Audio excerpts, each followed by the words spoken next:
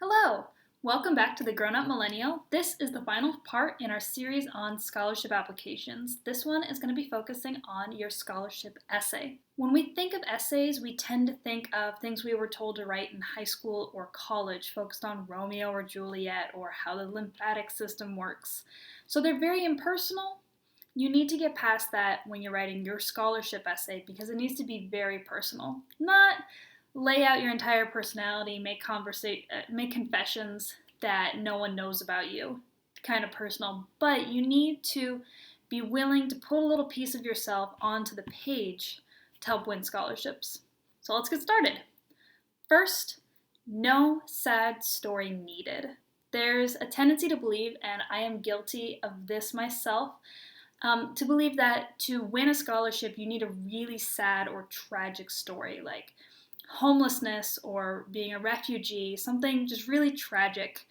And while people who have experienced those have definitely gone through really hard times and I believe probably deserve all the scholarship money they can get their hands on, that doesn't mean that you don't deserve some scholarship money, even if you haven't experienced those things. Now the question is, if you don't have a sad story, or maybe you do have a sad story, but it's not what you want to do your scholarship essay on, what do you do it on? And that starts with understanding that you are an investment. Now, this sounds really weird. Some people are really uncomfortable with this idea, but you have to understand that people who give money to scholarships are doing it because they want to make a change in the world. Essentially, they are investing in you as a trigger or a vessel for change. So you have to remember that. You can't go to a scholarship provider and say, I'm really poor, I deserve money. Because there's a lot of people who need money or would be better off having money to pay for college. That's not enough. What they're looking for is they want to invest in a person. Does this mean you have to go and be president one day or create a multi-billion-dollar charity? No. But you have to be thinking, what impact are you going to be having in the world? Are you going to become a doctor? Are you going to be working with animals or fighting poverty? Maybe you want to fight injustice. Maybe you want to be an engineer and just create really cool buildings. The idea is think of yourself as an investment and think of what the scholarship provider wants to support. So how do you do that? First, you should really be researching the organization that is providing you money. Really, read their mission statement, read why they give scholarship money. Most likely it's on there somehow. For example, a scholarship I won, they were looking for people who wanted to improve relations with other countries in the national security industry. As it turned out, I'm not doing national security, but at the time I was really interested in it, and so I had that information and used it to drive my scholarship essay. Next, a really great resource is a lot of scholarship providers. They're going to post who their previous winners are. This is a great resource because the bios or the pages or the press releases they write on these winners is going to give you a really great idea of what they're looking for in a scholarship recipient, and then that will help you tailor your essay. Because you have to remember, while you might have the story, that doesn't mean you're necessarily going to put it on the page. So use the website, use their previous winners to figure out what story they're looking for, and then tailor it, find your story that matches that. And that's where the resume that we talked about last video is going to become really helpful. So for example, if I was looking at a scholarship, I looked at the previous winners and I noticed that they kept emphasizing scholastic or academic achievement. I would talk about what I did in Model United Nations, that I got these awards, that I was valedictorian at my community college, yada, yada, yada. Or if I noticed that they wanted people who were very charitable, then I would talk about some of the mission work I did in Nicaragua or Panama. So that should give you an idea of how having your resume and getting a sense of what the scholarship provider is interested in investing in will help you figure out what story you should be focusing on. Okay? So now that you're thinking of yourself as an investment, it's important to have a plan. If you've ever watched like Shark Tank, people who go up and say, hey, I have this idea for a product, I haven't made it, I have no idea how it would work, but I think it'd be really cool, give me $10,000, they're not getting the money.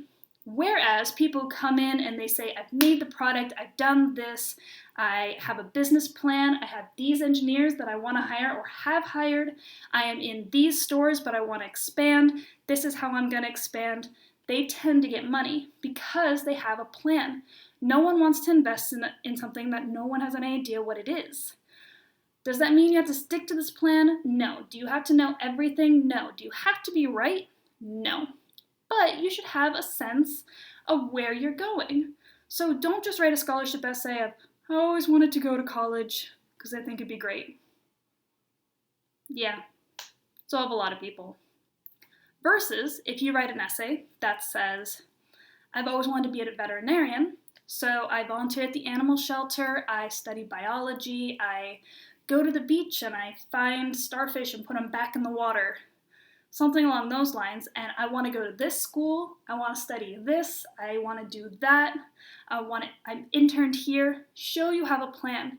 If you don't know what you want to do, you can still present a plan. Say, you know you want to help fight poverty, but you're not quite sure in what vein. Do you want to do it as a lawyer? Do you want to do it in social justice vein? You have no idea. Talk about you want to go to this school. It has a great history of sending people to the Peace Corps, or you are studying this because you want to get a good overview of what the problems of poverty are. You don't have to have a very specific plan, but you have to demonstrate that you've thought about what your next step is, because people want to invest in people who have plans. So very important, have a plan. It can change, that's fine. Chances are they're not going to come at you, say like, hey, you didn't do the thing you said in your essay, give us back our $200. No one's going to do that. So now that you have a plan, now that you've thought of yourself as an investment, what should you include in your actual scholarship story? First, it should always have some of your personality. If you're humorous, or if you're witty, or if you have like a dry sense of humor, or you're sarcastic, put that in. Maybe you're a little bit angry, maybe you're a little bit frustrated about the state of affairs in the world, or in your state, or in your city, or in your life. Inject that. Don't be rude, but inject that. It's fine. Help yourself stand out. Write about a story that's funny but isn't super inspirational. That's fine. Now the core of your story, what you should really be demonstrating in your essay is that you have perseverance, resilience, or that you can overcome an obstacle. Now this doesn't have to be huge. It can be huge. It can be a huge obstacle, maybe a divorce or having a child. Or it can be small. Maybe you failed a class for the first time, or you're having a lot of trouble in whatever sports team you're on. But you want to demonstrate an obstacle that you've overcome and it's made you a better person. Too many people write scholarship essays where they list all their troubles, but they don't demonstrate that they have been inspired by them or that they can move on. And no one wants to invest in a person like that. So you can talk about your troubles, but show how they've shaped you to be a better person, how they've shaped you to really pursue what you want to do, how you've gained skills or knowledge from that obstacle, and how you overcame it. Those are the best stories. Let me give you a quick personal example. For a while, I was writing my scholarship essays on divorce and being poor growing up, lots of different things. I was focusing on the sad story element. Wasn't working very well for me. I wasn't getting any bites. And finally, I decided to switch it up. And instead, I focused my essays on going to community college. Because for me, that was a really tough aspect. Even if it wasn't the saddest thing I'd gone through in my life, it was really tough personally, and I really could demonstrate in my essays how it made me a better person, because it ended up being the best decision of my life.